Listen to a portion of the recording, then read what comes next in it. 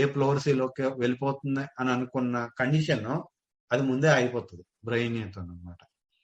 So అక్కడే మనకు simple logic ఉంది. అది మనం ఓన్లీ జస్ట్ ఆ ఎక్యూట్ కండిషన్ గురించే మనం చెప్పుకుంటున్నాం. అది న్యూమోనియా లాంటి సీరియస్ కండిషన్ లోకి వెళ్లకుండా మనం ముందే బ్రెయిన్ వేస్తే చాలా ఈజీగా తగ్గిపోతుంది అని మనం ఏదైతే చెప్పుకున్నామో, మనం హోమియోలో చేసేది కూడా అదే.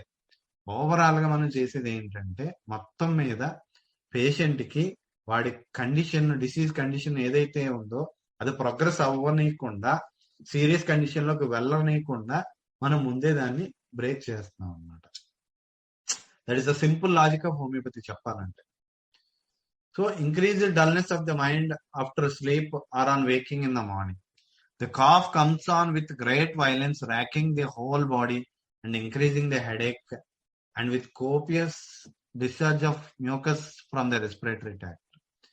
ఈ కాఫ్ ఎంత వైలెంట్ గా ఉంటదంటే మొత్తం బాడీ మొత్తం షేక్ అయిపోతుంది అనమాట. దాంతో పాటు హెడేక్ అది కూడా పెరిగిపోతుంది. ఎందుకంటే ఆ మూమెంట్ అగ్రవేషన్ ఏదైతే ఉందో, కాఫింగ్ కూడా బాడీ మొత్తం మూవ్మెంట్ వస్తుంది కదా, సో దాని వల్ల పెరిగిపోతుంది అనమాట.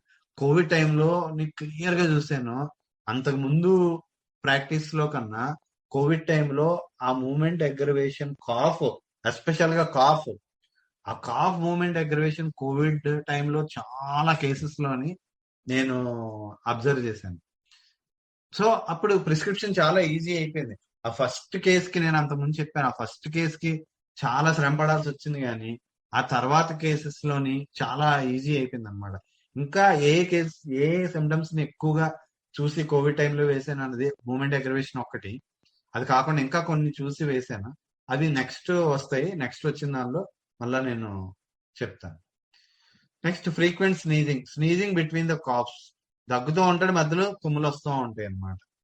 Loss of smell, bleeding from the nose in these congestions or with coryzas. ఈ బ్లీడింగ్ ఫ్రమ్ ద నోస్ ఉంటాయి ఈ కంజెషన్స్ అయ్యి వచ్చినప్పుడు, లేదా జలుబుతో పాటు కానీ ముక్కు నుంచి బ్లీడింగ్ రావచ్చు. During menstruation there is epistaxis. Congestion of the head is present at this menstrual period. Epistaxis appears as a vicarious flow in the cases of amenorrhea. If the menstrual flow should be checked suddenly from cold, nosebleed comes on, dryness in the nose. ఇది కూడా చాలా చాలా important feature of the Bryonia. Menstruation అప్పుడు epistaxis వస్తుంది, దాంతో పాటుగా menses టైంలో congestion of the head. So headache menses during అనే రూబ్రిక్ ని షేర్ చేయండి. సో అందరూ మరి చూస్తున్నారో చూడట్లేదు తెలియట్లేదు, బట్ కానీ షేరింగ్ ఒకళ్ళ ఇద్దరు చేస్తున్నారు. బహుశా వాళ్ళు షేర్ చేశారని చేయడం లేదేమో, బట్ కానీ మస్ట్ అండ్ షుడ్ గా అదొక్కసారి మనం కనుక తిరగేస్తే రిపీటర్లను చూసుకుంటే, సో దట్ మనకి తర్వాత ఎప్పుడు అవసరమైనా కానీ ఆ రూబ్రిక్ మనకి ఈజీగా గుర్తుంటుంది అనమాట. అందుకనే షేర్ చేయమని చెప్తున్నాను. సో హెడేక్ మెన్సెస్ టైంలో ఎపిస్టాక్సిస్ తో పాటుగా కంజెషన్ ఆఫ్ ది హెడ్ ఉండొచ్చు. Not only that, vicarious menstruation. Epistaxis appears as a vicarious flow in the cases of amenorrhoea. Amenorrhoea menses లేదు, కానీ మెన్సెస్ రావాల్సిన టైంకి ముక్కు నుంచి బ్లడ్ వచ్చేస్తూ ఉంటుంది అనమాట. కానీ గుర్తుపెట్టుకోండి, ఇక్కడ వికారియస్ మెన్స్ట్రుయేషన్ కి వచ్చేసరికల్లా మెయిన్ గా ఎపిస్టాక్సిస్ చెప్పాడు. బట్ ఇన్ జనరల్ గా వికారియస్ మెన్స్ట్రుయేషన్ అంటే ఏంటంటే, బాడీలో ఎనీ ఆర్ఫైస్ నుంచి అన్నా బ్లీడింగ్ రావచ్చు, ఎస్పెషల్లీ ఇన్స్టెడ్ ఆఫ్ మెన్సెస్ అనమాట. Either it may be rectal haemorrhage or urethral haemorrhage అవ్వచ్చు, లేదా మౌత్ నుంచి రావచ్చు, హెమటెమిసిస్ ఆర్ హెమాప్టిసిస్ అవ్వచ్చు, లేదా ఎపిస్టాక్సిస్ అవ్వచ్చు, లేదా ఇయర్ నుంచి బ్లడ్ రావచ్చు, ఎక్కడి నుంచి అయినా రావచ్చు. That is called vicarious menstruation అని మనం చెప్పుకున్నాం. సో దానికి కూడా Bryonia one of the most important remedy, special గా ఎపిస్టాక్సిస్ అనమాట. If the menstrual flow should be checked suddenly from cold, nosebleed comes on. Menstrual flow ఏదైతే ఉందో సడన్ గా ఏ సెల్లోకి వెళ్ళో లేదా ఏ వాటర్ లోకి వెళ్ళో ఆ సప్రెస్ అయిపోయిందంటే వెంటనే ఇమీడియట్ గా నోస్ బ్లీడ్ వచ్చేస్తుంది అనమాట. So these type of symptoms ఏవైతే ఉన్నాయో, these symptoms are unique to homeopathy. మిగతా ఏ అదర్ సిస్టమ్స్ లోని కూడా దీన్ని యాజ్ ఎ సిమ్టమ్ గా లేదా యాజ్ ఎ డయాగ్నోస్టిక్ పరంగా యాజ్ ఎ థెరప్టిక్ గా కానీ ఏ అదర్ సిస్టమ్ యూజ్ చేసుకోరు ఇలాంటి సిమ్టమ్స్. ఎందుకంటే these symptoms are especially specific to homeopathy only. Not only that, నేను ఎవ్రీ టైం చెప్పేదే ఓన్లీ హోమియోపతిలో మాత్రమే మన ఫినామినల్ సిమ్టమ్స్ ని మనం ట్రీట్ చేసి అప్కమింగ్ మేజర్ క్రానిక్ డిసీజ్ ఏదైతే ఉందో ఆ క్రానిక్ డిసీజ్, క్రానిక్ కంప్లైంట్ ని మనం ఓన్లీ హోమియోపతితో మాత్రమే మనం అవాయిడ్ చేయగలం.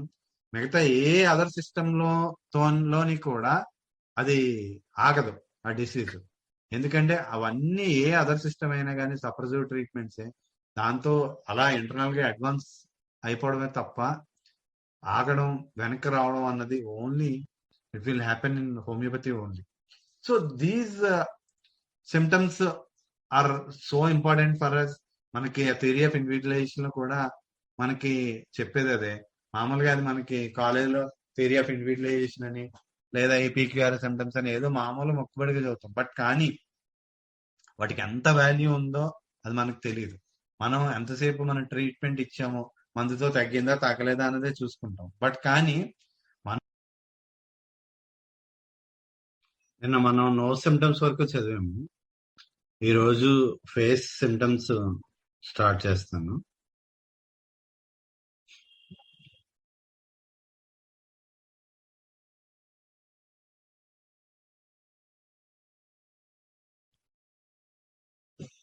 The aspect of the face is important.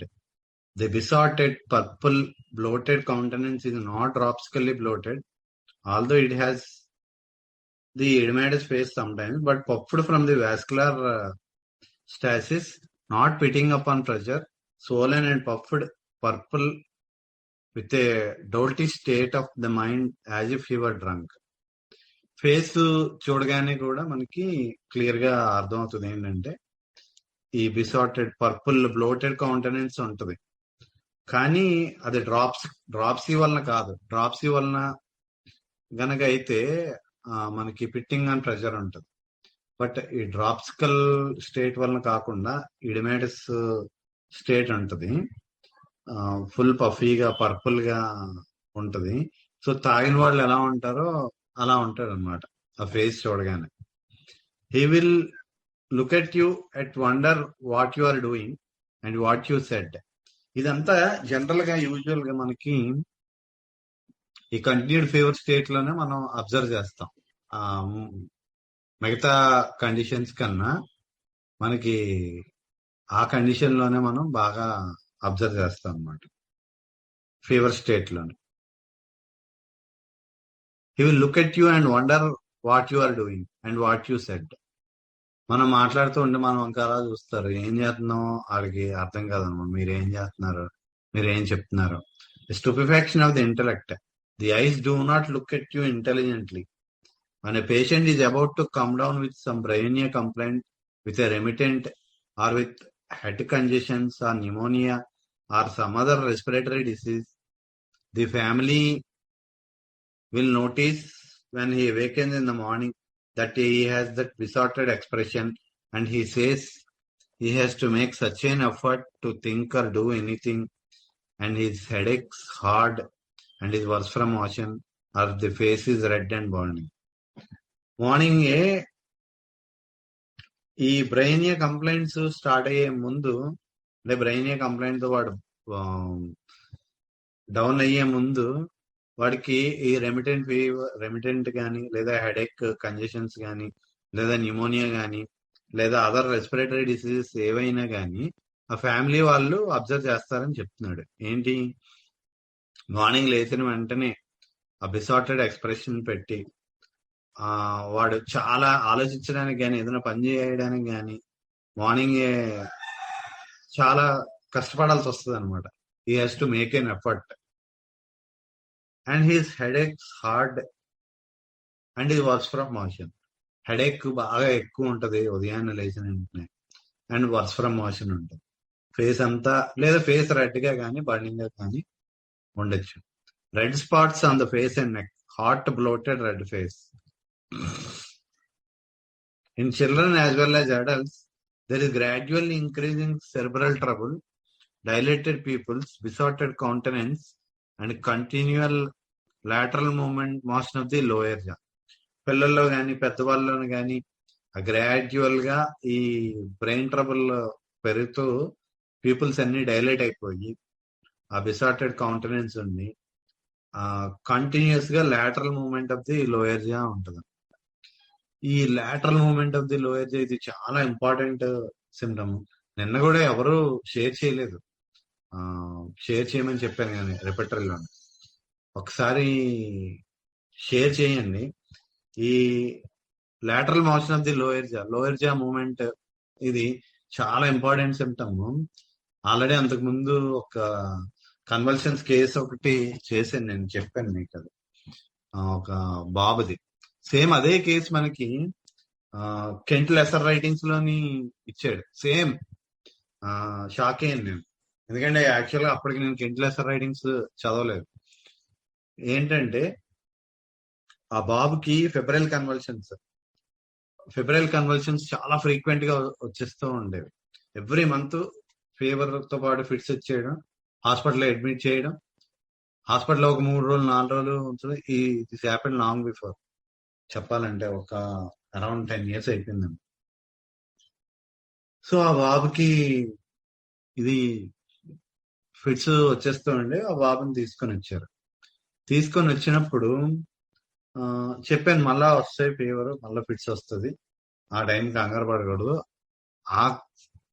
ఆ కండిషన్ కనుక మనం ఆ అక్యూట్ అటాక్ ని కనుక తగ్గించేస్తే ఫర్దర్ అటాక్స్ అయితే రావు అని చెప్పాను. వాళ్ళు ఓకే అన్నారు. అలానే ఒక 20 days కి one fine morning phone call వచ్చింది, బాబుకి ఫిట్స్ స్టార్ట్ అయింది. వాళ్ళకి ఆల్రెడీ కొన్ని ఎమర్జెన్సీ మందులు ఇచ్చండి. అసలు ఏ మందు ఇవ్వాలో కూడా అర్థం కాదు ఫ్రాంక్ గా చెప్పాలంటే. అప్పుడు కిప్రమెట్ వేయమని చెప్పారు. మార్నింగ్ కిప్రమెట్ 30 ఒక డోసు వేశారు. వేసిన తర్వాత మళ్ళీ క్లినిక్ కి తీసుకొని రండి అని చెప్పాను. 10:30కి వచ్చారు. ఫీవర్ ఉంది బాగా. సో అప్పుడు చూస్తే బాగానే ఉన్నాడు, అప్పుడు ఫిట్స్ అయ్యి లేవు, బాగానే ఉన్నాడు. ఓకే అనుకున్నాను. సరే ఓకే అనుకుని చూద్దామనేసి ఇంకా ఏ మెడిసిన్ వేయలేదు యాక్చువల్ చెప్పాలంటే. ఆ మార్నింగ్ 6:30కి ఐ థింక్ క్యూప్రమ్ వేసాం. మళ్ళా 10:30 తర్వాత ఒక డోసు వేయమని చెప్పాను క్యూప్రమ్. సో దట్ చూద్దాం. సో 10:30కి వేస్తే ఫీవర్ ఎలా ఉండేదంటే 103, మళ్ళా 101, మళ్ళా 102.5, తర్వాత మళ్ళా 99 తర్వాత మళ్ళా 102, అలా మోస్ట్ ఇర్రెగ్యులర్ ఫ్యాషన్ లో పెరగడం తగ్గడం జరుగుతూ ఉంది. సో ఆఫ్టర్నూన్ ఏం చేశానంటే మా జూనియర్ డాక్టర్ ఒక అబ్బాయి ఉండేవాడు, మొన్న కేసు ప్రజెంట్ చేశాడు తనే.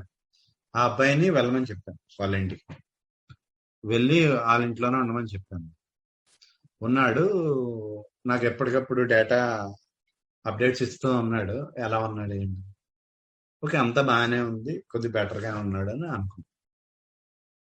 అనుకున్న తర్వాత ఈవినింగ్ అయింది. ఈవినింగ్ కూడా బాగానే ఉన్నాడు అని సడన్ గా 6:37 ఐ థింక్ 7 o'clock మళ్ళీ చాలా సివియర్ ఫిట్స్ స్టార్ట్ అయిపోయి, సివియర్ అటాక్ స్టార్ట్ అయిపోయిన వెంటనే దే కాల్ చేశారు, బాగా మళ్ళీ ఫిట్స్ వచ్చేస్తున్నాయి.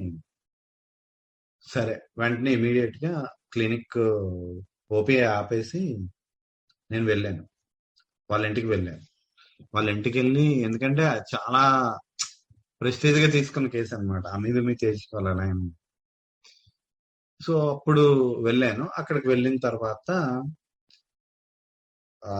వాళ్ళ కిందన ఉన్నారు వాళ్ళ అమ్మమ్మ వాళ్ళు అందరూ, వాళ్ళ తాతయ్యలు అందరూ, వాళ్ళందరూ ఒక రకంగా చూస్తున్నారు. ఎందుకంటే వాళ్ళకి ఆల్రెడీ ఫుల్ ప్రెషర్ ఉంది, ఏంటి పిల్లల్ని చంపించుకుంటారా, హోమియోపతి ఏంటి, ఈ టైంలో మళ్ళా హాస్పిటల్కి వెళ్ళాలి కానీ. బట్ వాళ్ళ పేరెంట్స్ కి మాత్రం వాళ్ళకి ఫస్టే నేను చెప్పడం వల్ల వాళ్ళు కాన్ఫిడెంట్ గా ఉన్నారు. లోపల చాలా భయంగా ఉన్నా కానీ ఓకే చెప్పిందే జరిగింది కదా అని ఒక చిన్న ధైర్యంతో ఉన్నాను. సో వెళ్ళి చూసిన తర్వాత బాబు అన్కాన్షియస్ లోనే ఉన్నాడు, బట్ కళ్ళు తెరిచి ఉన్నాయి కానీ అంటే ఎవరిని గుర్తుపట్టట్లే. వాళ్ళ ఒక్క మదర్ దగ్గర మాత్రమే ఉన్నాడు. ఇంకేం మనం పిలుస్తున్నా రెస్పాన్స్ లేదు, ఏం లేదు. అప్పుడు ఐ అబ్జర్వ్డ్, క్లియర్ కట్ గా అబ్జర్వ్ చేసింది ఏంటంటే ఆ లోయర్ మోషన్ ఆఫ్ ది జా యాజ్ ఇఫ్ ఈటింగ్ అన్నమాట, చూయింగ్ మోషన్ ఆఫ్ ది జా. కరెక్ట్ గా ఏదో నవ్వులుతున్నట్టు మాత్రం అలా కంటిన్యూస్ గా చూయింగ్ మోషన్ ఉంది. అప్పుడు జూనియర్ అబ్బాయిని కూడా అడిగాను, ఇందాక కూడా ఇలానే ఉందా అంటే, ఉందండి సేమ్ ఉంది, నేను ఐ మిస్ ఇట్ అని. సో ఆ చూయింగ్ మోషన్ ఆఫ్ ది జా అది కన్సిడర్ చేసి వచ్చిన వెంటనే హెల్లీబోరస్ డ్రగ్ సెలెక్ట్ చేశాను. హెల్లీబోరస్ డ్రగ్ సెలెక్ట్ చేసి హెల్లీబోరస్ స్టార్ట్ చేసాం. హెల్లీబోరస్ స్టార్ట్ చేసిన తర్వాత ఎంత ఆశ్చర్యం అంటే, ఈ టెంపరేచర్ ఫుల్ ఫ్లక్చుయేషన్స్ ఉండేవి. 103 నుంచి 100, 100 నుంచి మళ్ళా 102, 102 నుంచి 99, 99 నుంచి 101 అలా ఉండే టెంపరేచర్. జూనియర్ డాక్టర్ ఎవరైతే ఉన్నారో తన్ని వాళ్ళ ఇంట్లో ఉండిపోమన్నా, నైట్ అంతా ఇంట్లోనే ఉండాలని ఉండిపోమంటే తను ఓకే అన్నాడు, తను ఉన్నాడు. సో అప్పటి నుంచి డ్రగ్ వేసినప్పటి నుంచి ఆ 103.4, 103.5 ఉన్న టెంపరేచర్ అలా గ్రాడ్యువల్ గా 103.3, 103, 102.8, 102.6 అలా ఎవ్రీ హాఫ్ అన్ అవర్ కి అలాగ టెంపరేచర్ చూస్తూ ఉంటే అలాగా గ్రాడ్యువల్ గా నేను సిస్టమేటిక్ మేనర్ గా టెంపరేచర్ తగ్గడం స్టార్ట్ అయింది. సో ఆ సిస్టమేటిక్ గా అప్పుడు అర్థమైంది అనమాట నాకు ఏంటంటే, మనం రెమెడీ ఇచ్చిన తర్వాత టెంపరేచర్ అన్నది అలానే తగ్గాలి. టెంపరేచర్ మనం ఇచ్చిన వెంటనే టక్ మన ఒక్కసారి 103 నుంచి 99 కో 100 కో ఒక్కసారి విత్ ఇన్ సడన్ గా కనుక డౌన్ అయిపోతే అది కరెక్ట్ కాదు, అస్సలు కరెక్ట్ కాదు. మనం ఇచ్చిన రెమెడీ రాంగ్ రెమెడీ అని మనం అర్థం చేసుకోవాలన్నమాట. సో టెంపరేచర్ అలా గ్రాడ్యువల్ గా తగ్గడమే కరెక్ట్. సో ఫైనల్ గా ఇంకా అది హెల్లీబారస్ వేసిన తర్వాత మళ్ళీ ఇంక టెంపరేచర్ రాలేదు, ఆ ఫిట్స్ కూడా రాలేదు. మళ్ళీ టెంపరేచర్ అలా గ్రాడ్యువల్ గా మర్నాడు మార్నింగ్ కల్లా temperature came to normal, full normal వచ్చింది. ఇంకా మళ్ళా అబ్బాయికి మళ్ళా లైఫ్ లోని మళ్ళా ఫెబ్రల్ కన్వల్షన్స్ కానీ ఫిట్స్ కానీ రాలేదు. That was an amazing experience, చాలా బెస్ట్ ఎక్స్పీరియన్స్ ఫర్ మీ అన్నది. అంతకుముందు నేను ఫిట్స్ కేసులు చాలా చేస్తున్నా గానీ అది అంత ఎక్యూట్ కండిషన్ లో అంత చాలా సీరియస్ గా ఉంది సిచ్యువేషన్ అక్కడంతా. ఎందుకంటే ఇంట్లో వాళ్ళందరూ మొత్తం ఫుల్ కారాల మిరియాలు నూరుతున్నారు అన్నమాట. వీళ్ళేంటిది అనేసి వాళ్ళ పేరెంట్స్ మీద, ఇద్దరు టీచర్స్ అన్నమాట. సో ఫైనల్ గా ఇంకా ఆ అటాక్ తోని ఇంకా అబ్బాయికి అయితే మాత్రం టోటల్ గా కంప్లీట్ గా తగ్గిపోయింది, మళ్ళీ ఇంక రాలేదు ఆ ఫిట్స్ అన్నవి. సో ఇది ఎందుకు చెప్తున్నానంటే, అలాంటి మైనర్ సిమ్టమ్స్ లో కూడా మనకి చాలా ఇంపార్టెంట్ రెమెడీస్ మనకి ఇండికేట్ అవుతాయి. సో అలాంటి కండిషన్స్ లో అలాంటి అబ్జర్వేషన్స్ మనకి చాలా చాలా ప్రిస్క్రిప్షన్ కి చాలా హెల్ప్ అవుతాయి అన్నమాట. Next, the motion of the jaw in a congestive attack is a strong feature of brain. ఇక్కడ చెప్తున్నాడు, ఆ motion of the jaw in a congestive attack is strong feature అని చెప్తున్నారు. బ్రెయినియాలో చాలా స్ట్రాంగ్ ఫీచర్ అది. ఆ కండిషన్ ఏంటిది అన్నది మనకు అనవసరం. ఆ కంజెస్టివ్ కండిషన్ అది either it may B pneumonia, లేదా మెనింజైటిస్ అవనియండి, లేదా ప్లోరసియా అవనియండి, లేదా ఈవెన్ టైఫాయిడ్ అవనండి, కంప్లైంట్ ఏదైనా కానీ ఆ లోయర్ మోషన్ ఆఫ్ ది జా మాత్రం అది చాలా ఇంపార్టెంట్ ఫీచర్ ఆఫ్ బ్రెయినియా అని చెప్తున్నాను. It is not the grinding of the teeth so much that I refer to now, although that is found in brainia, but a lateral movement of the jaw as if chewing, but the teeth does not come in contact and they keep it up night and day. పగలు రాత్రి ఆ moment ఉంటది కానీ పళ్ళు మాత్రం కొరుక్కోడు. పళ్ళు ఒకదానికొకటి అసలు టచ్ అవ్వవు. ఈ బ్రెయినియాకి వచ్చేసరికన్నా పళ్ళు టచ్ అవ్వకుండానే ఆ లాటరల్ మోషన్ ఆఫ్ ది జా అలా జరుగుతూ ఉంటది. ఇది చాలా important. A great many remedies have grinding of the teeth. When intermittent fever comes on with marked congestion, stupefaction of the intellect, violent rigors, even to congest to chill the patient lying in a stupefaction or semi-conscious state without grinding the teeth, yet wagging the jaw back and forth by the hour. Brain is often so.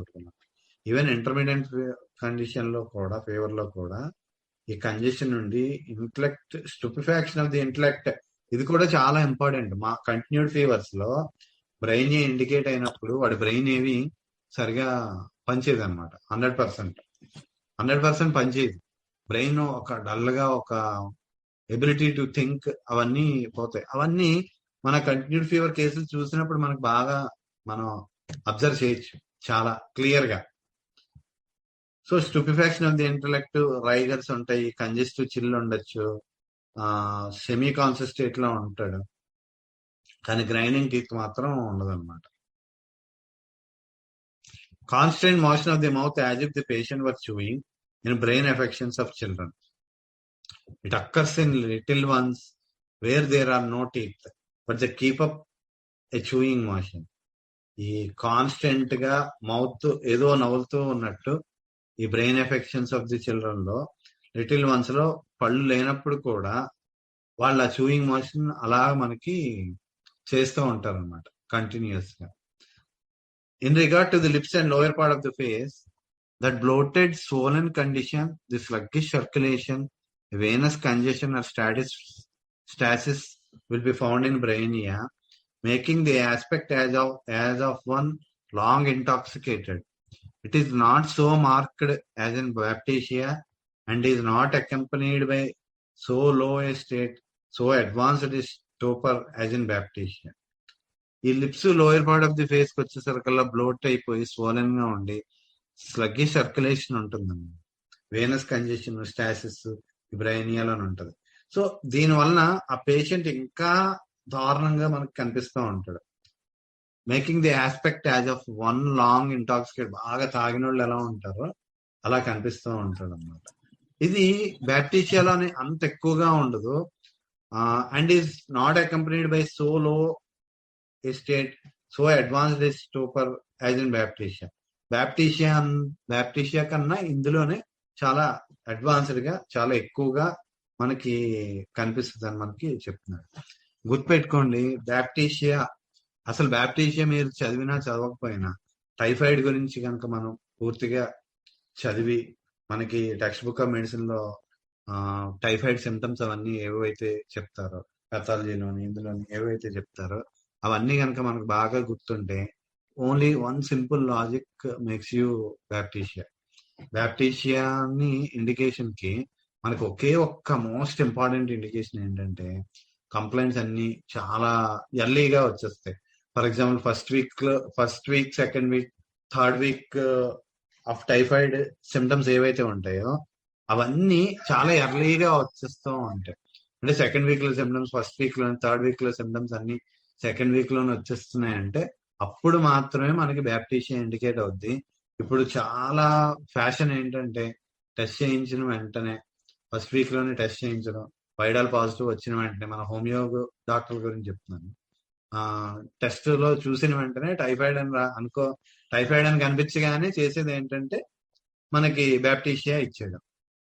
But బ్యాప్టీషియాకి దాని specific peculiar symptoms దానికి ఉన్నాయి. So దాన్ని కనుక మనం ignore చేసి కనుక బ్యాప్టీషియా కనుక ఇచ్చామంటే ఖచ్చితంగా 100% fail. Not only that, is it continued fever are not అన్నది కూడా, ఆ జడ్జిమెంట్ కూడా చాలా ఇంపార్టెంట్. ఈ కంటిన్యూడ్ ఫీవర్ అనేది ఇంచుమించు ఒక వారం రోజులు దగ్గర ఒక మినిమం 5 days అన్నా అయితేనే కానీ మనది కంటిన్యూడ్ ఫీవరా కాదా అన్నది మనం వీ కెనాట్ జడ్జ్. అది చాలా important. Irrespective of the investigation, మీకు వైడాల్ టెస్ట్ గురించి కూడా ఒకటే చెప్తాడు. ఏదైనా 1 week దాటిన తర్వాత వచ్చిన వైడాల్ పాజిటివ్ మాత్రమే అది రియల్ పాజిటివ్ అని మనకి వైడాల్ టెస్ట్ గురించి కూడా చెప్తాడు టెక్స్ట్ బుక్ లో. సో అది మనం అర్థం చేసుకోకుండా వచ్చిన ఫస్ట్ డే కేసుకే మనం టైఫాయిడ్ టెస్ట్ చేయించేసి టైఫాయిడ్ పాజిటివ్ వచ్చిందని దానికి ట్రీట్మెంట్ అవ్వడం మాత్రం 100% wrong. Next, great dryness of the lips parched and dry. Children pick the lips cracked and bleeding. lips parched, dry and bleeding, such as will be seen in typhoid states, where the whole mouth is dry and brown, cracked, parched and bleeding, dry brown tongue, soreness on the teeth. ఇక్కడ మనకి చెప్పాడు typhoid states అని చెప్పాడు. ఈ typhoid states ఏంటిదని మనం చదువుకున్నాం. సావెల్స్ text book of medicine లో typhoid state ఏ conditions లోని వస్తుంది, ఏ ఫీవర్ కండిషన్ లోని టైఫాయిడ్ స్టేట్ డెవలప్ అవ్వచ్చు అన్నది మనం ముందు చదువుకున్నాం. Small pox, lobar pneumonia, tuberculosis, ఇలాగా చాలా కండిషన్స్ నార్మల్ టైఫాయిడ్, ఇలా చాలా కండిషన్స్ గురించి మనం చదువుకున్నాం. సో ఫీవర్ కొద్ది రోజులు ఎప్పుడైతే కంటిన్యూ అవుతుందో ఈ సిమ్టమ్స్ అన్ని మోస్ట్ కామన్ గా మనం అబ్జర్వ్ చేస్తాం అనమాట. లిప్స్ అన్ని బాగా డ్రైగా అయిపోయి, పాచలని లెదర్ లాగా అయిపోయి, మౌత్ మొత్తం డ్రై అయిపోయి, బ్రౌన్ అయిపోయి, ఫుల్ క్రాక్స్ వచ్చేసి, బ్లీడింగ్ అది వచ్చేసి ఆ టైప్ లో ఉంటుంది అనమాట. In Arum triphyllum there is marked pricking of the nose and the lips. They pick and bore the finger into the nose. Arum triphyllum లో కూడా ఈ picking of the nose and lips చాలా ఎక్కువగా ఉంటుంది. ముక్కు, ఈ లిప్స్ ని అలా నోస్ లోని అలా వేలు పెట్టుకొని అలా పోక్ చేసుకోవడం అది చాలా ఎక్కువగా ఉంటుంది. సో అలా కంటిన్యూస్ గా వేలుతోని అలాగా ముక్కులోని అలాగా కెలుక్కుంటూ ఉంటారు అనమాట ఆరమ్ ట్రిఫైలం లో. So that is so peculiar of Arum triphyllum. ఎందుకంటే ఎంత బ్లీడింగ్ వచ్చేస్తున్నా కానీ వాళ్ళు ఆపరు. ఇన్ జనరల్ గా బ్లీడింగ్ అది వచ్చేస్తుందంటే పెయిన్ అది వస్తుంది, ఆ పెయిన్ వస్తుందని ఆపేస్తారు. కానీ ఆరమ్ ట్రిఫైలం లో ఎంత సివియర్ గా ఉంటదంటే అది బ్లీడింగ్ అయిపోతున్నా కానీ వాళ్ళు అలాగా పిక్ చేసుకుంటూనే ఉంటారు. Next toothache. Bryonia has toothache worse from warmth. ఇక్కడ ఇన్ జనరల్ గా వామ్త్ అగ్రవేషన్ ఏదైతే ఉందో అందులో భాగంగానే టూతేక్ కూడా worse from warmth. Tearing, stitching toothache while eating. తింటున్నప్పుడు ఈ టూతేక్ వచ్చేస్తూ ఉంటుంది. From warm drinks, from warm foods, worse in a warm room, wants cold foods in the mouth, wants to be in cold air, but worse from motion. ఈ అంతా ఈ warmth కి aggravation ఎక్కువగా ఉంటుంది టూతేక్ మొత్తం అంతా. బట్ వర్స్ ఫ్రమ్ మోషన్ అది చాలా ఇంపార్టెంట్ ఫీచర్ అనమాట. Toothache ameliorated by cold water or lying on painful side. ఈ కోల్డ్ వాటర్ కి ఎమ్యులరేషన్ వస్తుంది, లయింగ్ ఆన్ పెయిన్ఫుల్ సైడ్. ఇది కూడా జనరల్ ఎమ్యులరేషన్ లో భాగంగానే కోల్డ్ వాటర్ ఎమ్యులరేషన్, మళ్ళా lying on painful side amelioration. Pressing hard up on the painful tooth ఎమ్యులరేటెడ్.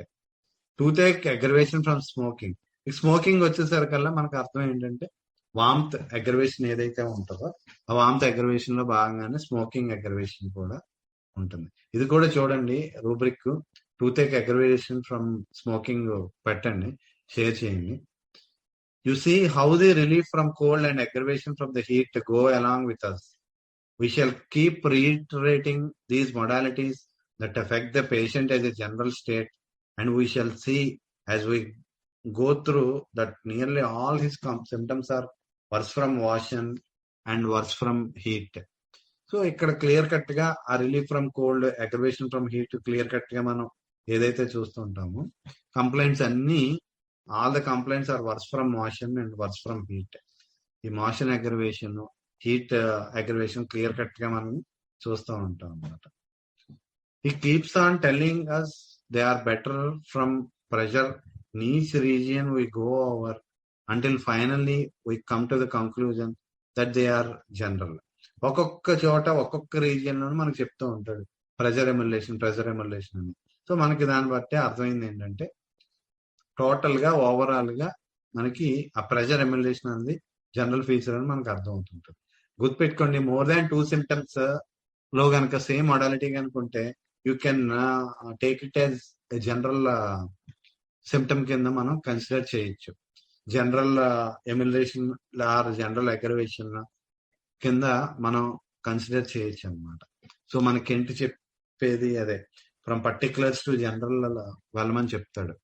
So ఆ particular symptoms నుంచి మనం జనరల్ సిమ్టమ్స్ కి ఎప్పుడైతే అరైవ్ అయ్యామో, సో ఆ జనరల్ రూబ్రిక్ కింద దాన్ని కన్సిడర్ చేసి మన రిపటరైజేషన్ లో కూడా దానికి, ఫర్ ఎగ్జాంపుల్ ఇప్పుడు రైట్ సైడ్ హెడేక్ వస్తుంది, రైట్ సైడ్ హ్యాండ్ పెయిన్ లేదా లెగ్ పెయిన్ వస్తుందంటే in general right side aggravation కింద మనం కన్సిడర్ చేసి అది రిపటరీలోని కూడా మనం దాన్ని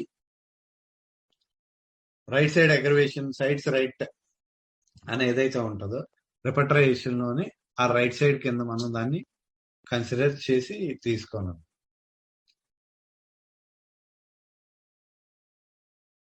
We may have in two remedies the same set of symptoms, yet they are all made worse from all the opposite things. Thus, you see, modalities indicate and contraindicate remedies.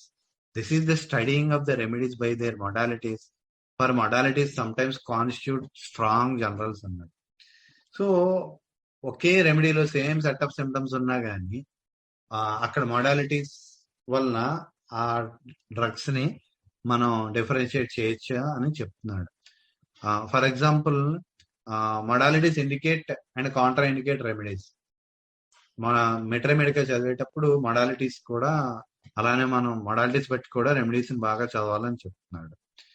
ఎందుకంటే some times ఆ మొడాలిటీసే ఒక strong generals ని మనకి indicate చేస్తూ ఉంటాయని మనకి చెప్తున్నాడు.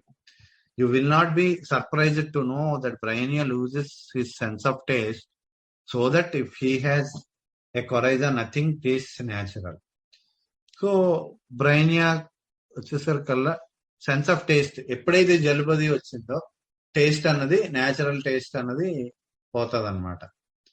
So మనకి కోవిడ్ లో కూడా ఎవరైతే పేషెంట్లు ఉన్నారో వాళ్ళందరికీ టేస్ట్ స్మెల్ పోవడం మనందరికీ తెలిసిందే. బాగా వాటిని చాలా స్ట్రాంగ్ సిమ్టమ్స్ కింద కన్సిడర్ చేసాం. సో అందులో భాగంగానే మనకి బ్రెయినియాలోని సేమ్ కొరైజా వచ్చిందంటే వాడికి నథింగ్ టేస్ట్ న్యాచురల్ టేస్ట్ అనేది పోతుంది అనమాట. Not only is there mental sluggishness but there is slowing down of ఈ sensations, his whole state is numbed. ఈ మెంటల్ స్లగ్గిష్నెస్ తో పాటుగా ఈ సెన్సేషన్స్ ఏవైతే ఉంటాయో అవన్నీ కూడా స్లో అయిపోతూ ఉంటాయి. His whole state is benumbed. Taste flat, insipid, pasty. His intelligence is so affected that he does not know where he is even. Thinks he is away from home and even his tongue is no longer intelligent. So that something that is sour taste as though bitter. His senses deceive him. వాడి intelligence ఎంత effect అయిపోద్ది అంటే వాడు ఎక్కడ ఉన్నాడో కూడా వాడికి తెలియదు. వాడు అవే ఫ్రమ్ హోమ్ ఉన్నాడని feel అవుతుంటాడు.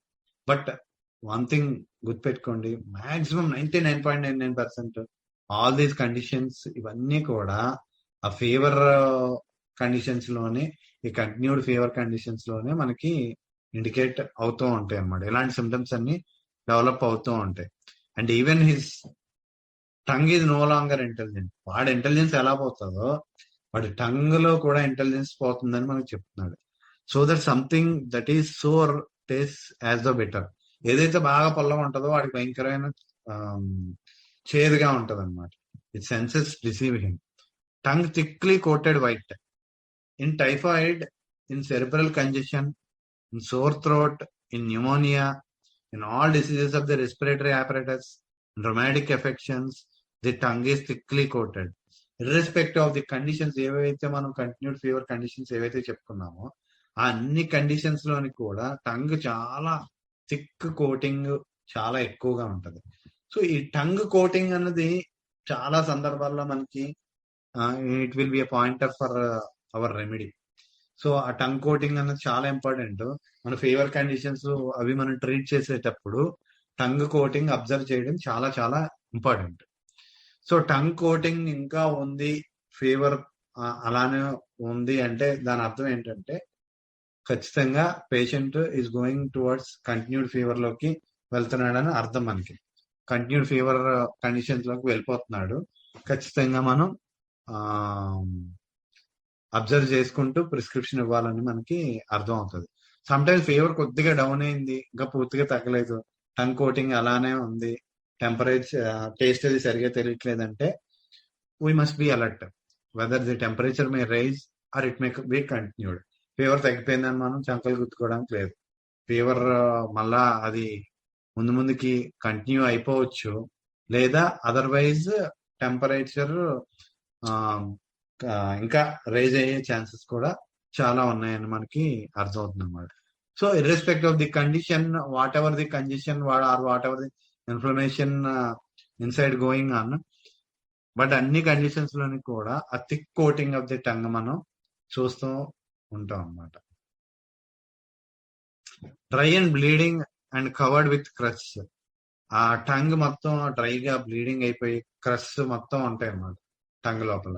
Such a tongue is found in typhoid fever, dry brown cracked bleeding tongue. When he takes a cold, the mouth becomes dry. It is very common for the brainia patient to have a great thirst. He is apt to drink large quantities of water at wide intervals. So ఈ typhoid fever లోని ఖచ్చితంగా ఆ dry brown cracked bleeding tongue అని మనం observe చేస్తాము. Mouth లో ఎప్పుడైతే cold వస్తుందో మౌత్ మొత్తం డ్రై అయిపోతుంది. It is very common for the Bryonia. బాగా ఎక్కువ థర్స్ట్ ఉండడం అన్నది చాలా కామన్ థింగ్ అని మనకి చెప్తూ ఉన్నాడు అనమాట. Is app to drink large quantities of water at wide intervals. Only ఈ కండిషన్ మీద బేసిస్ కూడా మనం చాలా కేసెస్ లోని మనం ప్రిస్క్రిప్షన్ ని ఇచ్చే సందర్భాలు ఉంటాయి. లేదా ఆర్సినిక్ లో ఆ small quantities at small intervals, ఆ ఓన్లీ ఆ కండిషన్ చూసి కూడా మనం ఆర్సెనిక్ ఇచ్చే సందర్భాలు కూడా ఉంటాయి. సో ఈ ఒక స్ట్రాంగ్ ఫీచర్, ఒక strong characteristic feature of the remedy ఏవైతే ఉంటుందో దాన్ని మనం బేస్ చేసుకొని ప్రిస్క్రిప్షన్ ఇచ్చే సందర్భాలు, ఎందుకంటే అది మన క్లియర్ కట్ గా స్పెసిఫిక్ రెమెడీకి మనకి ఇండికేషన్ గా మనకి చూపిస్తూ ఉంటది అనమాట.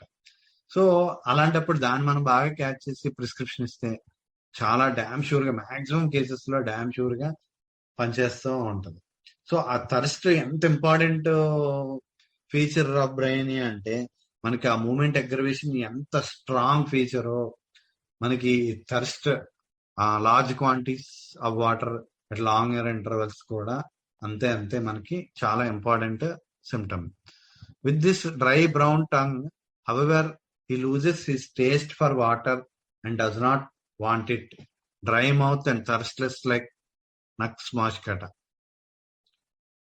ఈ డ్రై బ్రౌన్ టంగ్ తో పాటుగా కొన్ని సందర్భాల్లో ఆ టేస్ట్ ఫర్ వాటర్, ఈ టేస్ట్ పోవడం వలన ఆ వాటర్ తాగాలని అనిపించదు అనమాట.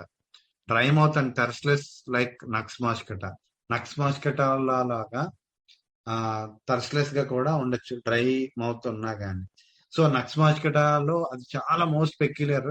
ఫుల్ అబ్సల్యూట్ డ్రైనెస్ ఉంటుంది, కానీ థర్స్ట్ మినిమం కూడా వాటర్ కూడా తాగాలని అనిపించదు. అంటే అక్కడ ఒక్కొక్క రెమెడీకి ఒక్కొక్క గ్రేడేషన్ ఉంది.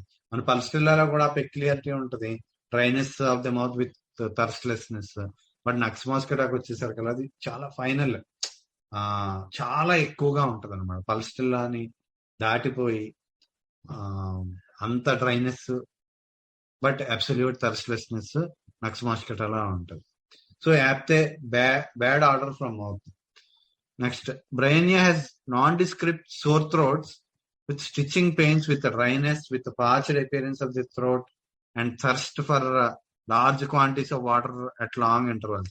ఈ సోర్ థ్రోట్ అయ్యి వచ్చినప్పుడు ఆ స్టిచ్చింగ్ పెయిన్స్, ఈ స్టిచ్చింగ్ పెయిన్స్ కూడా బ్రైనియాలో చాలా ఇంపార్టెంట్. పెయిన్స్ ఇన్ జనరల్ గా all the pains are stitching type లోనే ఉంటది, ఏదైనా గుచ్చుకున్నట్టే ఉంటది అనమాట.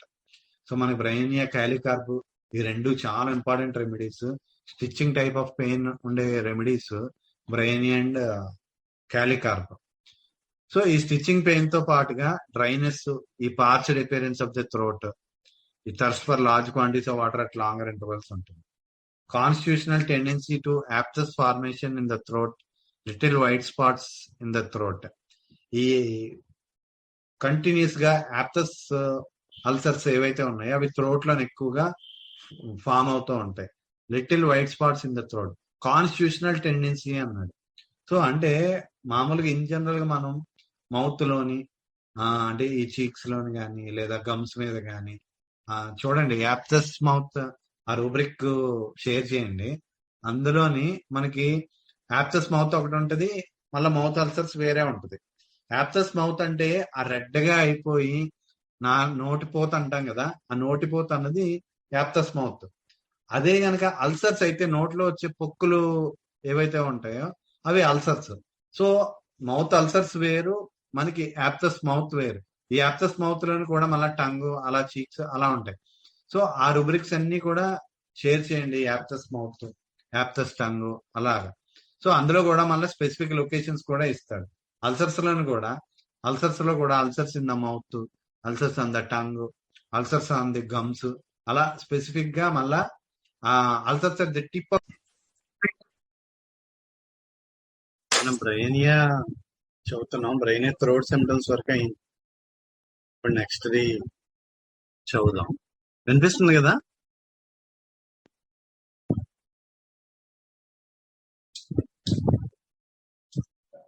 Yes sir. ఓకేనండి. ఈ throat constitutional tendency to aphthous formations in the throat, little white spots in the throat.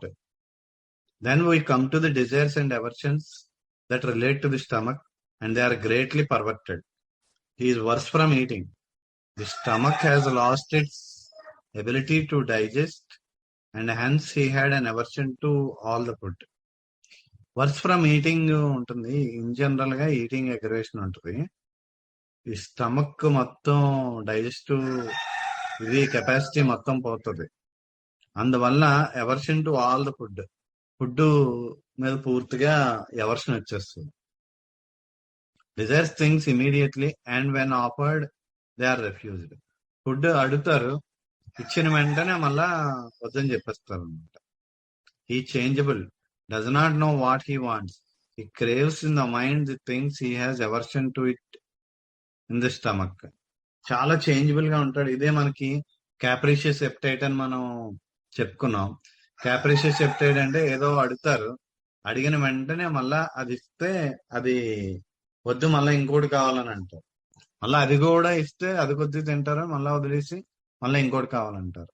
So ఈ క్యాప్రిషియస్ ఎప్టైట్ అన్నది చాలా strong symptom. Upcoming tuberculosis, TV తత్వానికి చాలా స్ట్రాంగ్ ఇండికేషన్. సో ఎవరన్నా ఈ క్యాప్రిషియస్ ఎప్టైట్ తో ఉన్నారంటే 100% మనం గెస్ చేయొచ్చు వాళ్ళు టీబీలోకి వెళ్ళిపోతున్నారని. He changeable, does not know what he wants. చాలా చేంజబుల్ గా ఉంటాడు, ఏం కావాలో వాడికే తెలియదు. మైండ్ లోని వాడికి ఏవైతే ఇష్టం ఉండవో అవే మళ్ళా మైండ్ లోని కావాలని కోరుకుంటాడు అనమాట. When he sees it he does not want it. అవి మైండ్ లోని ఇష్టం లేనివే కోరుకుంటాడు, అయ్యే అడుగుతాడు. మళ్ళా అవి ఇచ్చిన తర్వాత వాటిని చూస్తే మళ్ళా అవి తీసుకోవాలని అనిపించదు అనమాట. His intelligence is in state of confusion. He craves acids. Great thirst day and night. He wants cold water. ఈ థర్స్ట్ అన్నది చాలా ఇంపార్టెంట్ సిమ్టమ్ బ్రెయినియాకి. డే అండ్ నైట్ అలా వాటర్ అడుగుతూనే ఉంటాడు. Thirst for large quantities at long intervals. మనకి అదే small quantities, small intervals అయితే ఆర్సెనిక్ ఆల్బమ్, లార్జ్ క్వాంటిటీస్ అయితే మనకి ఇక్కడ. Many remedies want to sip water all the time. In Bryonia the large quantities relieve the thirst immediately. In arsenic, drink does not relieve. He wants a little and wants it often. So బ్రెయినియాకి వచ్చేసరికల్లా water ఎక్కువ తాగుతాడు, తాగిన వెంటనే thirst తగ్గిపోద్ది. మళ్ళా ఒక long intervals, ఒక 2-3 అవర్స్ తర్వాత మళ్ళా వాటర్ దాహం ఎక్కువ వేస్తుంది. అప్పుడు మళ్ళా ఎక్కువగా తాగుతూ ఉంటాడు. అదే ఆర్సెనిక్ ఆల్బంలోకి వచ్చేసరికల్లా కొద్దిగా తాగుతాడు, కొద్దిగా తాగిన వెంటనే మళ్ళా కొద్ది టైం తర్వాత వెంటనే తక్కువ టైంలోనే మళ్ళా అడుగుతూ ఉంటాడు, ఎందుకంటే ఆ దాహం తీరదు అనమాట ఇక్కడ. The stomach complaints of Bryonia are relieved from warm drinks that becomes a particular because his desire is for cold drinks but his stomach is better from warm drink. In general గా మనకి మనం ఈ warmth aggravation అని మనం చెప్పుకున్నాం Bryonia. But ఈ stomach symptoms కి వచ్చేసరికల్లా warm drinks amelioration, cold drinks aggravation గా ఉంటుంది అనమాట. సో మనకి ఫాస్ఫరస్ కి వచ్చేసరికల్లా బాగా కూల్ వాటర్, కూల్ థింగ్సే కోరుకుంటాం. ఎంత కూల్ థింగ్స్, ఎంత కూలింగ్ అంటే వాడు తీసుకున్న తర్వాత లోపల కొద్దిగా వామిట్ అయిపోయేసరికల్లా అయిపోయిన తర్వాత మళ్ళా అగ్రవేషన్ వచ్చేస్తుంది అనమాట, వామిటింగ్ కానీ ఏదైనా కానీ. అదే ఇక్కడికి వచ్చేసరికల్లా ఓన్లీ వామ్ డ్రింక్స్ ఎమ్యులేషన్ ఉంటుంది. వీడికి మాత్రం కూల్ డ్రింక్స్ తాగాలని అనిపిస్తుంది, కానీ వామ్ డ్రింక్స్ ఎమ్యులేషన్ ఉంటుంది. In his fever and head complaints and febrile states he wants cold things which often bring on and increase the cough and pains, but the hot drink which he does not crave relieves the stomach and bowel complaints. Fever లో గానీ headache లో గానీ cool things బాగా కావాలని కోరుకుంటాడు, కానీ తీసుకున్నాడంటే విపరీతమైన దగ్గు, మళ్ళా పెయిన్స్ పెరిగిపోతాయి.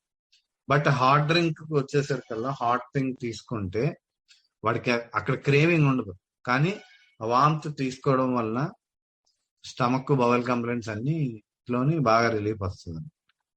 సో ఇవి చాలా పెక్యులియర్, ఎందుకంటే వాడి క్రేవింగ్ ఏదైతే ఉందో వాటితోనే అగ్రవేషన్ ఉంటుంది, అదే వాడి క్రేవింగ్ ఏదైతే ఉండదో దాంతోని ఎమల్యూషన్ ఉంటుంది.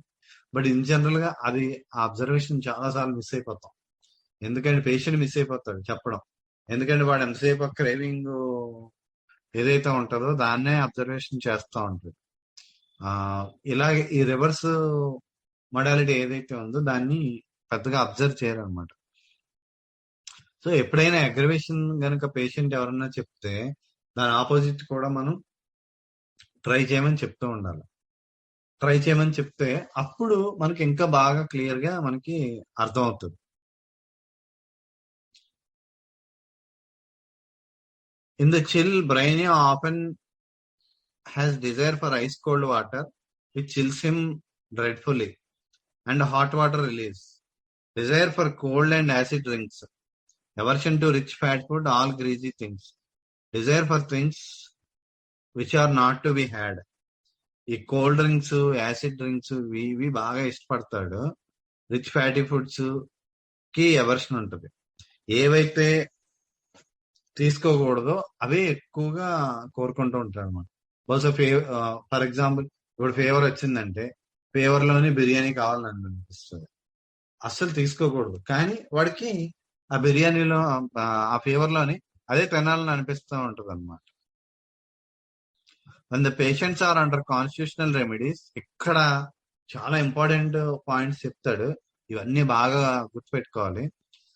when patients are under constitutional remedies, they need caution about certain kinds of foods that are known to disagree with the constitutional remedy. ఈ కాన్స్టిట్యూషనల్ రెమెడీస్ లో ఉన్న పేషెంట్లకి కొన్ని రకాల ఫుడ్స్ ఆ కాన్స్టిట్యూషనల్ రెమెడీ ఏదైతే ఇచ్చామో ఆ రెమెడీకి డిసగ్రీ అవుతూ ఉంటాయని చెప్తాడు. A Bryonia patient is often made sick from eating sauerkraut, from vegetable salads, chicken salad, etc., so that you need not to be surprised after administering a dose of Brainia for a constitutional state to have your patient come in and share and say she has been made very ill from eating some one of these things అన్నాడు. బ్రైనియాకి వచ్చేసరికల్లా బ్రైనియా వేసిన తర్వాత కొన్ని రకాల foods ఏవైతే ఉంటాయో అవి తీసుకుంటే బాగా ఇబ్బందులన్నీ పెరిగిపోతాయని చెప్తున్నాడు.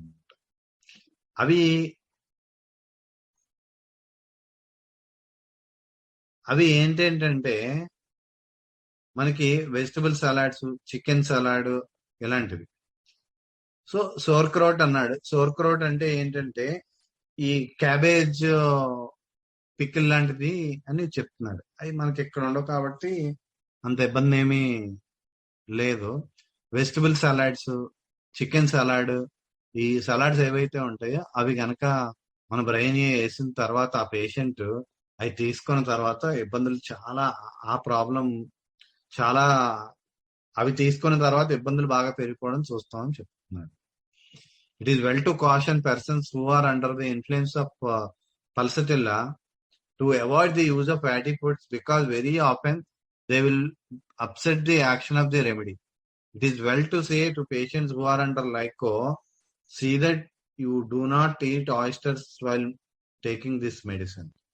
అంటే ఆ రెమెడీస్ ఏవైతే వేస్తాం, ఫర్ ఎగ్జాంపుల్ పల్స్టిల్లా మనం మెడిసిన్ వేసిన తర్వాత వాళ్ళకి ఖచ్చితంగా fat foods, rich fat foods తినద్దని మనం చెప్పాలన్నమాట. ఎందుకంటే అది ఈవెన్ ఆ డ్రగ్ యాక్షన్ ని కూడా డిస్టర్బ్ చేస్తాయని మనకు చెప్తున్నాడు. అంటే ఆ అగ్రవేషన్ ఏదైతే ఉంటుందో ఆ డ్రగ్ కి అవి అవాయిడ్ చేస్తే చాలా సాధ్యమైనంత వరకు బెటర్ అని మనకు చెప్తూ ఉన్నాడు. దీన్నే మనం దీనిలో కూడా మనం చాలా ఇన్ఫరెన్స్లు తీయచ్చు. ఏంటంటే అగ్రవేషన్ అంటే అంతకు ముందు ఇక్కడ క్లియర్ గా చెప్పేది ఏంటి, అంతకు ముందు వాడికి ఏ ప్రాబ్లము లేకపోయినా గానీ ఈ డ్రగ్ వేసిన తర్వాత ఆ టైప్ ఆఫ్ ఫుడ్స్ తిన్న తర్వాత వాడు బాగా సివియర్ గా సిక్ అయిపోవడం మనం గమనిస్తామని మనకి చెప్తూ ఉన్నాను అనమాట. నేను ఒక పేషెంట్ ని చూశాను, ఇప్పుడు కాదు, నా ప్రాక్టీస్ లో కాకుండా మా గురుగారు దగ్గర ఒక కేసు రన్ అవుతుంది. ఆమె సడన్ గా చెప్పలేదు, డైట్ అవి చాలా స్ట్రిక్ట్ డైట్ చెప్పినా గానీ ఆమె పోర్క్ తిన్నది. ఒకసారి పోర్క్ తింటే మొత్తం కేసు మొత్తం అంతవరకు ఎంత మంచి చేంజెస్ వచ్చాయో ఆ చేంజెస్ అన్ని మొత్తం పోయి చాలా ఇబ్బంది పడిపోయింది అనమాట. అంటే ఎందుకు చెప్తున్నానంటే, సో ఈ పర్టికులర్ రెమెడీస్ మనం ఇచ్చినప్పుడు ఆ టైప్ ఆఫ్ ఫుడ్స్ ఖచ్చితంగా మానేయమని చెప్పడం చాలా చాలా బెటర్. సో దట్ దానివల్ల అగ్రవేషన్స్ రాకుండా ఉంటాయి. అంతేకాదు ఆ టైప్ ఆఫ్ ఫుడ్స్ ఆ డ్రగ్ కి యాక్షన్ కూడా డిస్టర్బ్ చేస్తాయని మనకి చెప్తూ ఉన్నాడు. So this is so important. It is pulsed లాగా వచ్చేసరికల్లా రిచ్ ఫ్యాట్ ఫుడ్స్ ని అవాయిడ్ చేయమని చెప్పాలి. అదే లైకోపోడియంకి వచ్చేసరికల్లా ఆయిస్టర్స్ ని తీసుకోవద్దని మనం చెప్పాలి. ఎందుకంటే ఆయిస్టర్స్ మేక్ హిమ్ సిక్. లైకోపోడియంలో these medicines are known to produce states in the stomach inimical to certain kinds of foods. Certain remedies have violently inimical relation to acids and lemons. If you do not particularly mention the fact and say you must not touch vinegar or lemons, nor take lemon juice while taking this medicine, you will have the remedy spoiled and then wonder why it is. So ఇవి మనం చాలా బాగా గుర్తుపెట్టుకోవాల్సిన విషయాలు. ఏవైతే ఆ particular remedy మనం ఏదైతే చెప్పుకుంటున్నామో ఆ రెమెడీలో అగ్రవేషన్ ఫీచర్స్ ఏవైతే ఉంటాయో సాధ్యమైనంత వరకు ఆ ఫుడ్స్ ని ఆ మందు ఇచ్చిన తర్వాత అవాయిడ్ చేయమని చెప్పడం బెటర్. ఎందుకంటే ఆ రెమెడీ అడ్మినిస్ట్రేట్ చేసిన తర్వాత ఆ పేషెంట్ లో ఒక type of constitutional state develop అవుతుంది. సో ఆ అగ్రవేషన్ ఏవైతే ఉంటాయో అవి తీసుకుంటే బాగా సివియర్ గా టర్నప్ అయ్యే ఛాన్సెస్ చాలా ఎక్కువగా ఉంటాయి అన్నమాట. సో ఇవి చాలా ఇంపార్టెంట్. లైకోపోడియం వచ్చేసరికి ఆయిస్టర్స్, పల్స్టిలాకి వచ్చేసరికల్లా రిచ్ ఫ్యాట్ ఫుడ్స్, బ్రైనియాకి వచ్చేసరికల్లా సాలడ్స్, ఇలాంటివన్నీ మానేమని మనం చెప్పాలి. The medicine often stops acting and the patient gets a disordered condition of the stomach and bowels. A medicine that should act for a long time ceases action and you do not know what the trouble is. So మనం ఒక drug action మనం ఇన్ని రోజులు పనిచేస్తుందని మనం అనుకుంటాం, కానీ ఆ టైప్ ఆఫ్ ఫుడ్స్ తిన్న తర్వాత వాళ్ళకి ఒక డిజార్డర్ స్టేట్ ఆఫ్ స్టమక్ బవెల్స్ వచ్చేసి ఆ డ్రగ్ యాక్షన్ పూర్తిగా పోవడాన్ని మనం గమనిస్తామని మనకు చెప్తున్నాడు. Homeopathy will rule out such things as are inimical to the remedies and inimical to the patients in general or do not agree with a particular constitution. To have an ironclad rule is not correct practice. The only ironclad rule is to be sure that the remedy is similar to the patient when you administer it and the things that he is to have are to be in agreement with that remedy అని అన్నాడు. అంటే inimical to the remedies ఏవైతే ఉంటాయో, inimical to the patients in general గా ఉంటాయో అవన్నిటిని మనం avoid చేయాలని మనకి చెప్తున్నాడు. ఈ ఐరన్ క్లాడ్ రూల్ లాగా ప్రతి పేషెంట్ కి ఇవే మానేయాలని మనం చెప్పడం కరెక్ట్ కాదని చెప్తున్నాడు. According to the case, according to the patient మనం ఆ డైట్ ప్రిస్క్రైబ్ చేయాలని మనకి క్లియర్ కట్ గా చెప్తున్నాడు. It is to have an ironclad rule is not correct practice. The only ironclad rule is to be sure that the remedy is similar to the patient. Patient కి బాగా similar అయిన remedy ఇవ్వాలంటున్నాడు. Administer చేసిన తర్వాత ఆ drug కి ఆ patient కి కూడా ఇన్ అగ్రిమెంట్ ఆ రెండింటికి కంబైన్డ్ గా ఏవైతే బెటర్ ఎనిమికల్ గా ఉండవో అవే అడ్మినిస్టర్ ఫుడ్ ఐటమ్స్ లో తీసుకోవాలని చెప్పమని చెప్తూ ఉన్నాను. It is not an uncommon thing for a patient who has been under the influence of rust stocks and has been doing well up to a certain time after he has taken a bath to have his symptoms written in the form of a rust state. The action of the remedy stops right here అన్నాడు. అంటే rhus tox ఇచ్చిన తర్వాత rhus tox బాగా పనిచేస్తుంది. పనిచేసిన తర్వాత sudden గా bath తీసుకున్నాడు. తీసుకున్న తర్వాత to have his symptoms return, మళ్ళా రస్టాక్ స్టేట్ ఏదైతే ఉంటుందో అవన్నీ సిమ్టమ్స్ మనం రిటర్న్ అవ్వడం చూస్తూ ఉంటాం అని చెప్తున్నాడు. The action of the remedy stops right here. ఆ రెమెడీ యొక్క యాక్షన్ ఇమీడియట్ గా అయిపోద్ది అని మనకి చెప్తున్నాడు.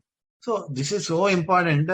When ever you administer rhus tox for a patient, ఖచ్చితంగా మనం మందు స్నానం చేసిన తర్వాత వేయమని చెప్పాలి. చాలా రెమెడీస్ మనం మార్నింగే ఫాస్టింగ్ లో వేయమని చెప్తాం. ఇన్ జనరల్ గా మనం స్నానం చేసిన తర్వాత వేయమని చెప్పడం చాలా చాలా ఉత్తమం. ఎందుకంటే కొన్ని టైప్స్ ఆఫ్ డ్రగ్స్ ఏవైతే ఉంటాయో అవి స్నానం చేసిన తర్వాత వాటి యాక్షన్ మొత్తం డిస్టర్బ్ చేసేయచ్చు. లైక్ రస్టాక్స్ లో ఇప్పుడు చెప్పినట్టు అనమాట. సో అంటే ఇక్కడ మనకి బాత్ అని చెప్పాడు, అంటే బాత్ అంటే అసలు రస్టాక్స్ స్నానం చేయకూడదా అన్నది కాదు. అక్కడ రస్టాక్స్ లోకి వచ్చేసరికల్లా సీ బాతింగ్, మళ్ళా రివర్ బాతింగ్ అవి ఏవైతే చెప్తాడో అవి మాత్రం మస్ట్ అండ్ షుడ్ గా ఆపించాలి మనం కంపల్సరిగా. ఇంట్లో స్నానం ఆపించడం కాదు, but river bathing, sea bathing must and should గా రస్టాక్స్ యాక్షన్ లో ఉన్న ప్రతి పేషెంట్ కి కూడా కంపల్సరీగా ఆ టైప్ ఆఫ్ బాతింగ్ చేయకూడదని మనం చెప్పాలి. అదర్వైజ్ డ్రగ్ యాక్షన్ డిస్టర్బ్ అయిపోవచ్చు అనమాట. He must of course take a bath, and it is true that some constitutional cases under us must stop taking their ordinary bath, and in order to keep themselves under the influence of rust, it is the same with calcarea. A bath will often stop the action అన్నాడు. So స్నానం చేస్తే rhus tox కానీ calcarea కానీ వాటి action, drug action పోతుంది అని మనకి clear cut గా చెప్తున్నాడు. He must of course take a bath, but కానీ కొన్ని కాన్స్టిట్యూషనల్ కేసెస్ లో రస్టాక్స్ వచ్చేసరికల్లా ఆర్డినరీ బాత్ ని అస్సలు చేయనివ్వకూడదని మనకు చెప్తున్నాడు. బట్ ఇన్ జనరల్ గా ఈ ఫీవర్ కేసెస్ లో అసలు కోవిడ్ టైంలో మా రెగ్యులర్ పేషెంట్లు కాకుండా అవుట్ సైడ్ కేసులు కూడా చాలా వచ్చాయి.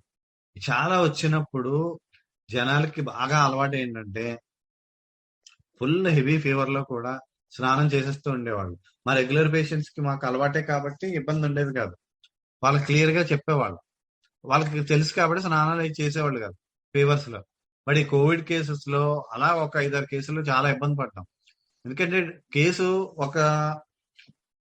ఒక వేవ్ లెంగ్త్ లో అలా రన్ అవుతుంది.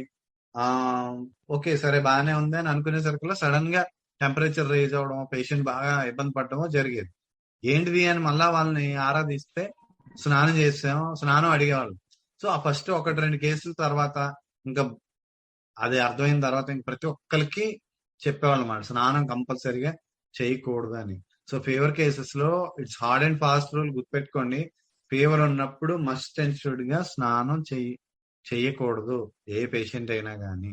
అది మనం స్ట్రిక్ట్ గా మనం పేషెంట్స్ కి చెప్పాలి. అదర్వైజ్ ఖచ్చితంగా టెంపరేచర్ మాక్సిమం కేసెస్ లో రైజ్ అయిపోయే ఛాన్సెస్ ఉంటాయన్నమాట. సో రస్టాక్స్ మోస్ట్ అక్యూట్ గా మనం ఇచ్చినప్పుడు కొన్ని సందర్భాల్లో మనం స్నానం కూడా ఒక 2-3 రోజులు ఆపి చేయడం కూడా బెటర్ అన్నమాట. సో ఆర్డినరీ బాత్ కూడా ఆపిచ్చేయాలని మనకి చెప్తున్నాడు. సో క్యాల్కేరియా కానీ, బట్ అది ఫీవర్ కేసెస్ లో మస్ట్ అండ్ షుడ్ గా ఫాలో అవ్వాలి. మిగతా కేసెస్ లో ఏ పర్టికులర్ ఎస్పెషల్ గా ఇన్ఫ్లమేషన్స్ అలాంటివి ఉన్నప్పుడు ఖచ్చితంగా ఆపిచ్చేయడం చాలా చాలా ఉత్తమం. సో రస్టాక్స్ కానీ క్యాల్కేరియా కానీ మనం అడ్మినిస్టర్ చేసినప్పుడు మస్ట్ అండ్ షుడ్ గా వాళ్ళని స్నానం అయిన తర్వాత మాత్రమే మెడిసిన్ వేసుకోవాలి అని చెప్పడం చాలా చాలా బెటర్. ఎందుకంటే ఫాస్టింగ్ లో వేసుకోమని చెప్తే వాళ్ళు స్నానం చేయకుండా వేసుకున్న తర్వాత స్నానం చేశారనుకోండి, మనం ఆ desired action of the remedy ఏదైతే అనుకుంటామో ఆ డిసైర్డ్ యాక్షన్ రాకపోవచ్చు. I only speak of these things to impress upon you the importance of feeding and treating your patient in accordance with the remedy, in accordance with the principle and not by rule. You do not have one list of foods for your patients. Do not have a list of things for everybody. There is nothing in homeopathy. అంటే నేను ఇవి ఏం చెప్తున్నానంటే ఈ importance of feeding and treating గురించి చెప్తున్నాను. ఆ patient కి ఆ రెమెడీకి ఇన్ అకార్డెన్స్ కూడా మనం ఫుడ్ అన్నది డైట్ అన్నది చెప్పాల్సిన అవసరం చాలా చాలా ఉంది. అంతేగాని ఒక ప్రిన్సిపల్ ఒక రూల్ బట్టి అయితే ఒక ప్రిన్సిపల్ ఉండాలి గాని ఒక రూల్ బట్టి ఉండకూడదు అని మనకు చెప్తున్నాడు.